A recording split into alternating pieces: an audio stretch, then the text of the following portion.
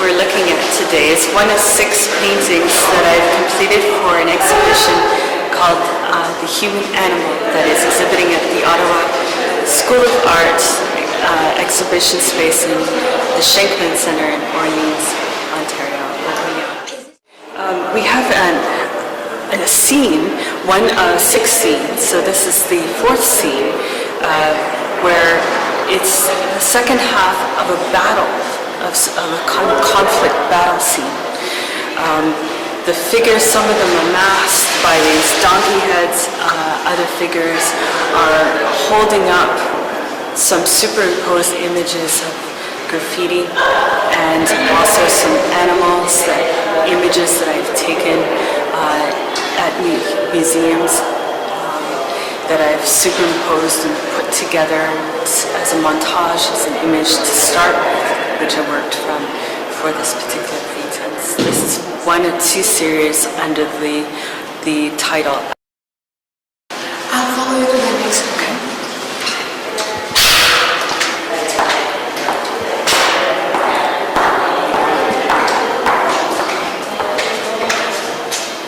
So this is the 5th piece of the 6 pieces that are exhibited here today. This 5th piece is a bit of what I would call a judgment, and it's a scene where the viewer gets to participate a little bit because the image of the portraits are a reflection in a mirror, and so essentially, if you were the viewer, you're also theoretically being mirrored into the reflection of the mirror. There's also 2 figures that are masked in this one, which builds from the previous painting. And the masked figures are wearing gas masks, but they're also wearing ears, so they symbolize Anubis characters. And Anubis historically was a mythological figure in Egyptian time that was at the gates of death, and they would accompany that person into the afterlife and also make a decision as to whether or not that person's heart was heavier than a feather, and if it was, they would be eaten and their souls would be taken away forever.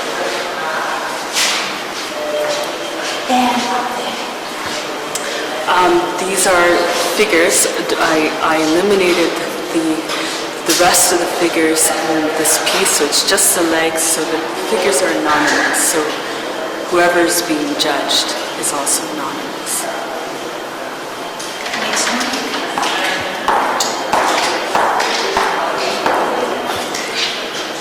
So this is the concluding scene. Many of the images have metaphors, so the viewer can decide what the meaning is. But in this one, I am alluding to the judgment being bad because they've been somehow absorbed by this mouth of a sword, this gaping, bone-like mouth, and which is. That idea is pushed a little bit further by the hand being on the other side and being something that cannot retrieve them, that it's too late and then it's over. And this piece is more like a metaphor for the rest of the narrative, in that the animals are prey and predator in the piece, but in this piece I also made sure that there was a crowd of people in the back watching, so they are the observers and witnesses to the event. Let's talk about the choice of colors. So the colors are, you could say, are the blue-green range. I like the color blue in particular because it is a bit of a metaphor for emotion. And the green just sort of also talks about birth and fertility too. So I liked that palette for this, and I actually, to be honest, started the first painting was that palette and continued on. It's also, all of the images are derived from only one photo shoot that was done that I had to build a story around. So everything was set against this wall in this particular temperament of color. Most of the pieces are anywhere between 6 and 7 feet tall, and ranging between 4 feet wide to 6 feet wide. So what do we have here? In this piece, this is the second piece, you could say, to the narrative, where something has occurred, or that the idea of prey and predator is emphasized more, but in this case, you have humans that are referencing that prey and predator. And it's just essentially in the compositional arrangement with the figures in the background watching over, who are in some cases anonymous as well.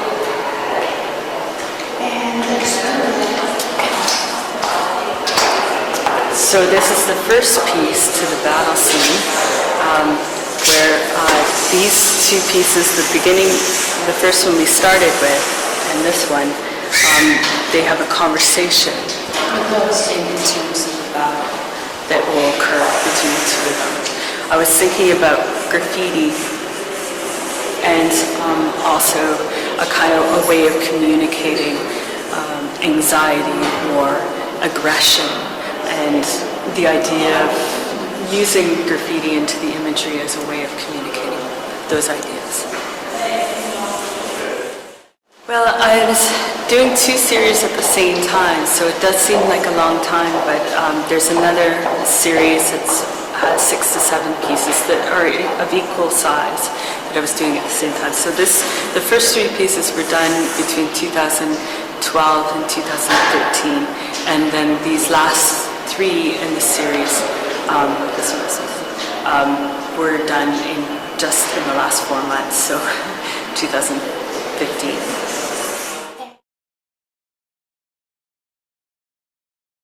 Thank you everyone for being here today. Merci tout le monde d'être ici.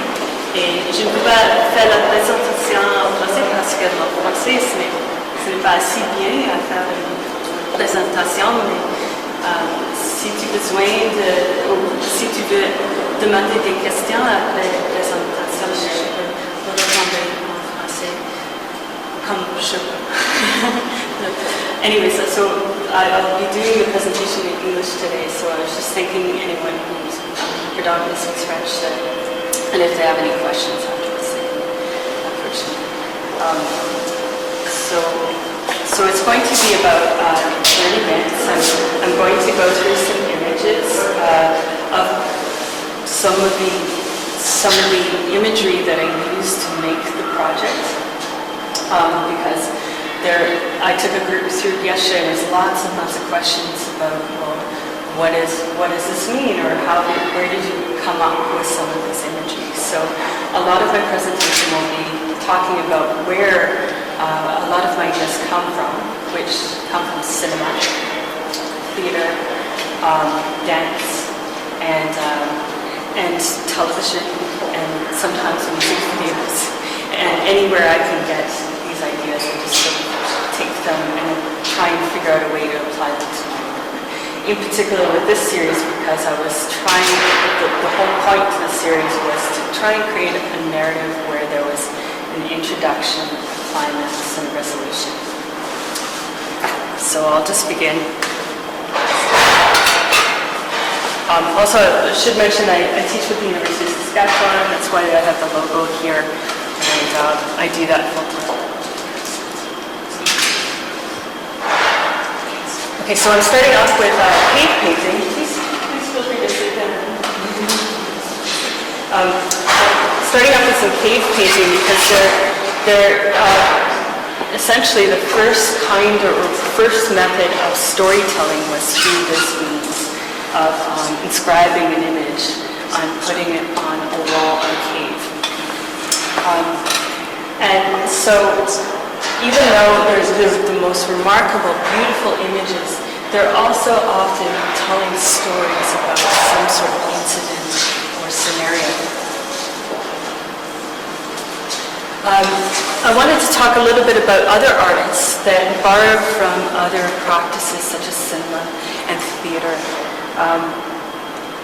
I often look at people like David Hoppus, who builds these incredible dioramas that you can look through the window and you can see this sort of diorama set up, but you also see a holograph of a person walking back and forth within that diorama. So there's always a bit of a scene going on.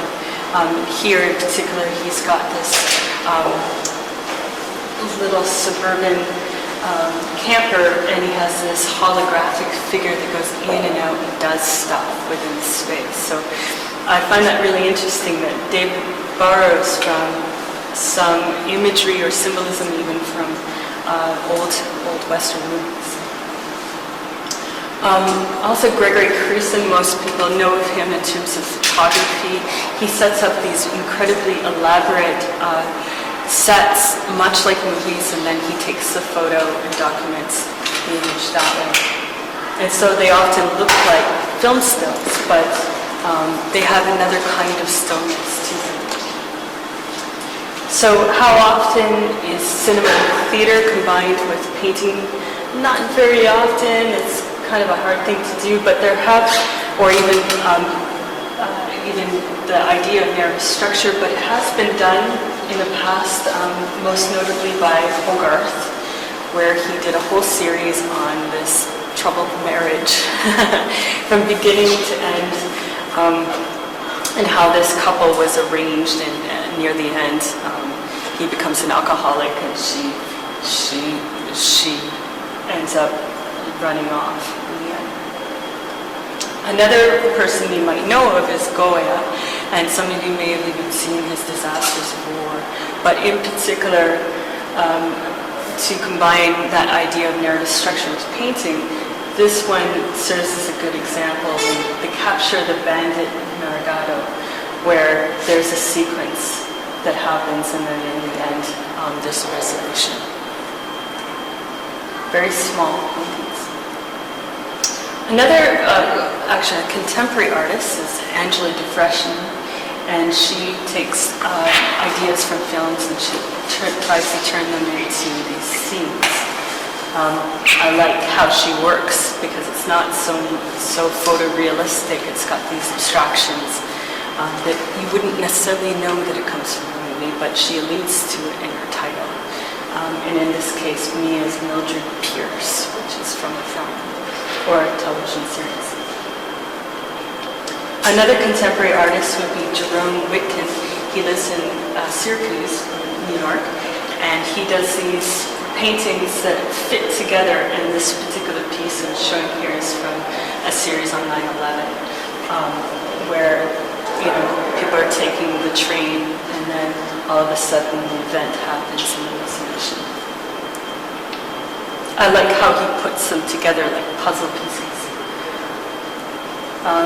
So on to some of my earlier work that I completed this particular piece in 2010, but it started it much earlier when I lived in Poland.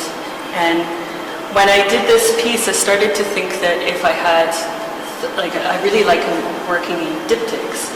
So I thought, well, if I work in a triptych, can I allude to the idea of time? Especially since I was depicting Poland, post-war Poland, and I wanted to talk about the war, but also where it is now after communism, after that resolution. So when I did this piece, I started to think, well, wouldn't it be interesting to move on to a series that would have a full narrative component to it.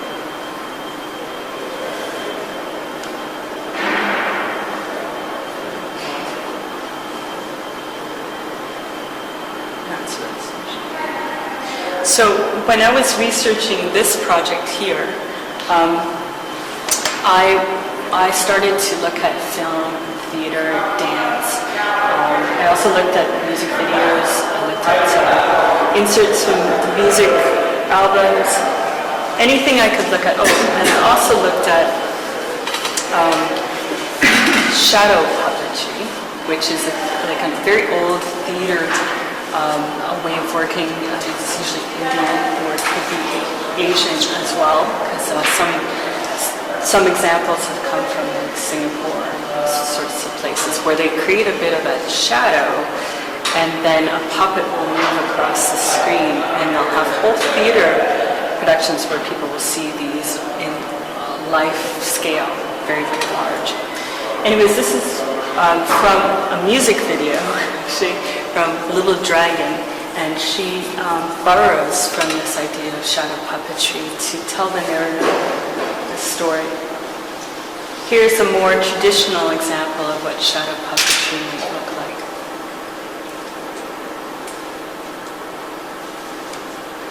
I was also looking at theater productions and how projections would happen on those theater sets, because people who develop theater sets are always looking at other types of media to borrow from in order to create that dramatic scene.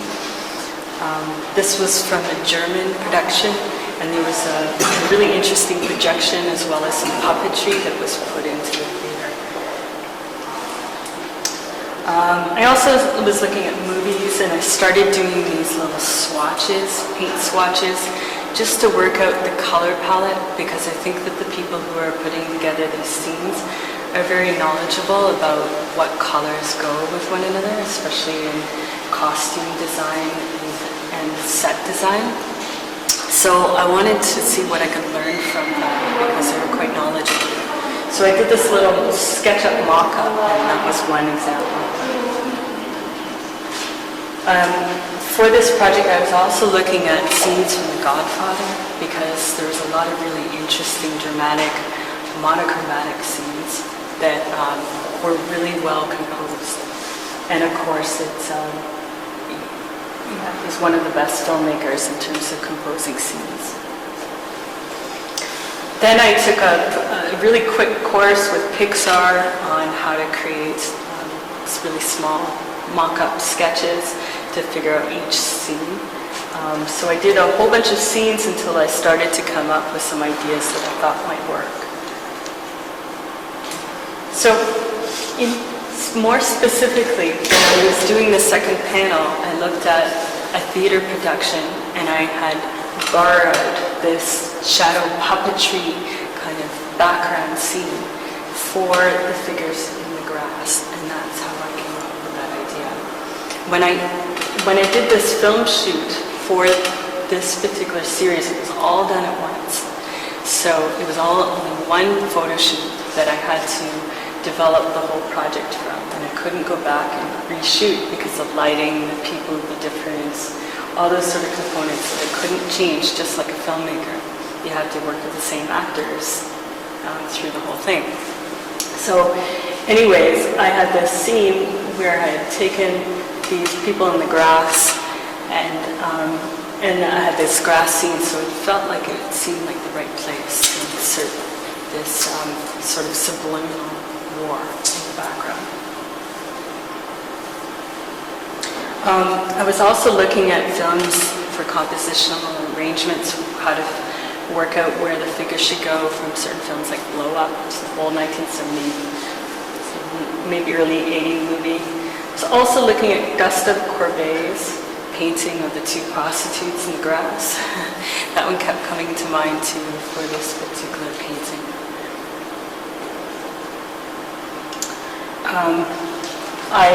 When I set up the scene, I was thinking of a particular scene from The Godfather, where this child gets shot and this family is essentially standing behind the child, because I felt that it was a really compelling scene because you couldn't see who the figures were. They were kind of anonymous, and then you had this child in the foreground that was kind of the focal point. So I started thinking about the first photo shoot, and I started to set up some of these photos here. So this is Saskatoon in the background. Old Wild West.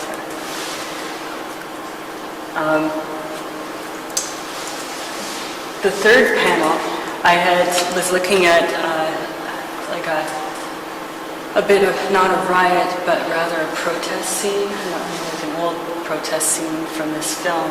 And I took this shot, and I thought it really captured something about a group mentality, getting together and changing something or creating a movement.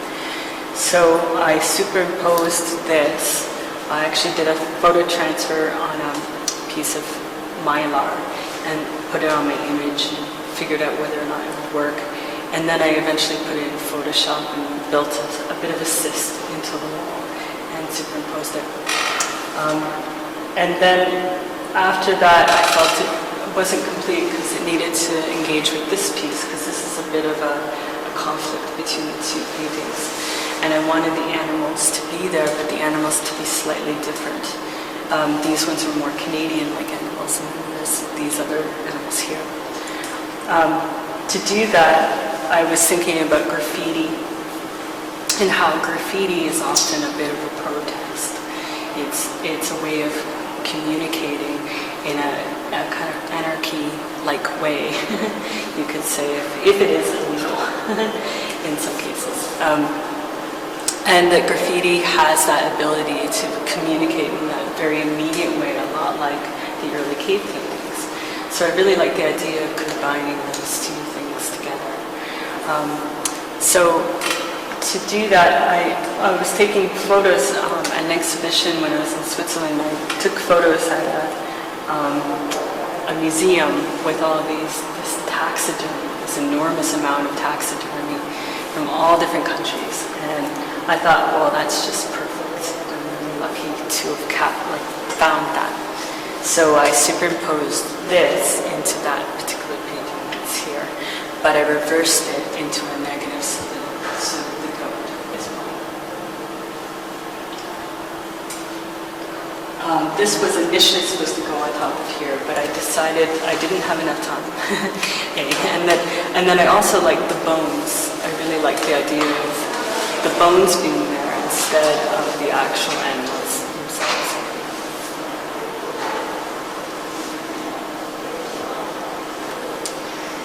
In this panel, I'll just go here, I'll just point to this painting just over here. I wanted a kind of judgment in that painting.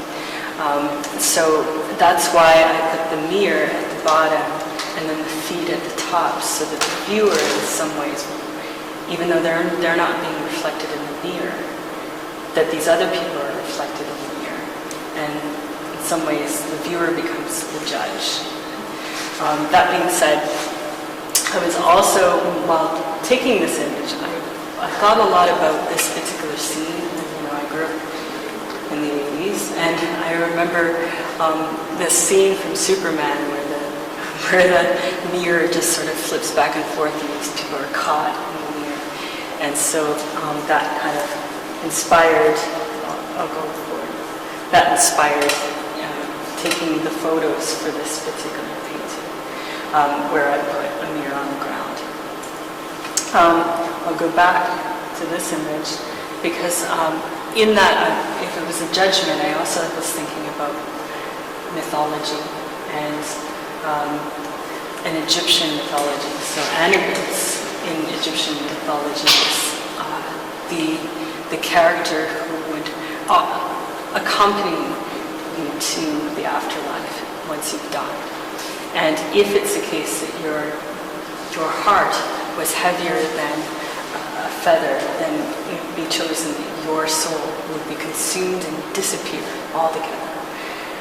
But if your heart was lighter than a feather, then you could move on to that afterlife.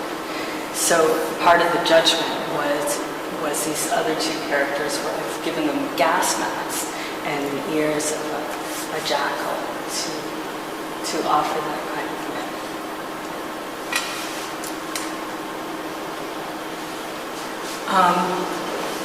And then I don't talk about it in this particular talk, but the end series, to some degree, has a bit of a conclusion, where the figures are consumed by these bones, or you could say even a kind of mouth that consumes them, and which is emphasized by the arm not being able to move through and help them. So it's up to the viewer to some degree to decide whether or not they've been judged harshly by the second last panel. And so going from there, from this particular project, what did I learn from working with the narrative? It's a very difficult way of working because you have to conceptually have the idea first and then carry out the work second. And then usually paintings inform you along the way. So that dialogue had to still happen despite the constriction of the conceptual idea. What I learned was that it's really important to have an idea of time, past, present, future, to some degree in a series in some cases. And that's something that I've certainly carried on to the next series, which will follow this one. And that one will be later in the summer in the city of Ottawa. And that one's called Capitalist, which is the second part.